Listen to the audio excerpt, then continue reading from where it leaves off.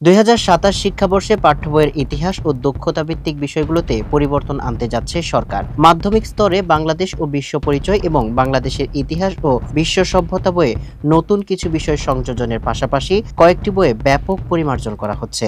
এর মধ্যে ইতিহাস বিষয়ে মহান মুক্তিযুদ্ধের সেক্টরগুলোর বিস্তারিত বর্ণনা, ১৯৭৫ সালের ৭ নভেম্বরের ঘটনা এবং ৯০-এর গণ অভ্যুত্থানে সাবেক প্রধানমন্ত্রী ও বিএনপির চেয়ারপারসন খালেদা জিয়ার ভূমিকা নতুন করে যুক্ত হচ্ছে।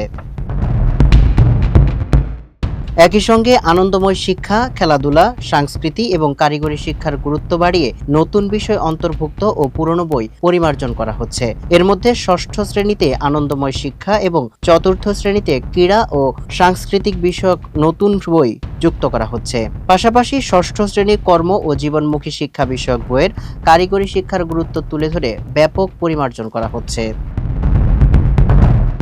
জাতীয় শিক্ষাক্রম ও পাঠ্যপুস্তক বোর্ড সূত্রে এসব তথ্য জানা গেছে। আগামী জানুয়ারিতে শুরু হওয়া নতুন শিক্ষাবর্ষের শিক্ষার্থীরা বিনামূল্যে এসব পাঠ্য বই হাতে পাবে। এনসিটিবির কর্মকর্তা বলছেন, পাঠ্য বইয়ে কি কি বিষয় থাকবে সে বিষয়ে নীতিগত সিদ্ধান্ত হয়েছে। এখন বিষয়বস্তু, উপস্থাপন ও শ্রেণীভিত্তিক বিন্যাস চূড়ান্ত করা হচ্ছে। নতুন সরকারের নির্বাচনী ইস্তেহারের বিষয়ের সঙ্গে মিল রেখেই বইগুলো পরিমার্জন করা হচ্ছে।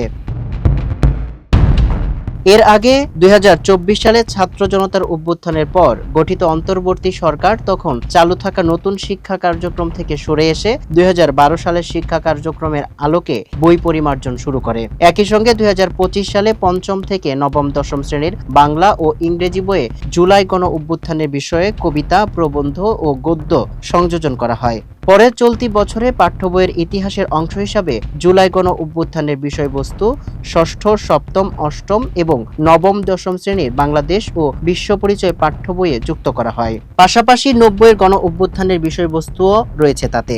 নতুন পাঠ্য বইয়েও জুলাই পাঠ যথারীতি থাকছে।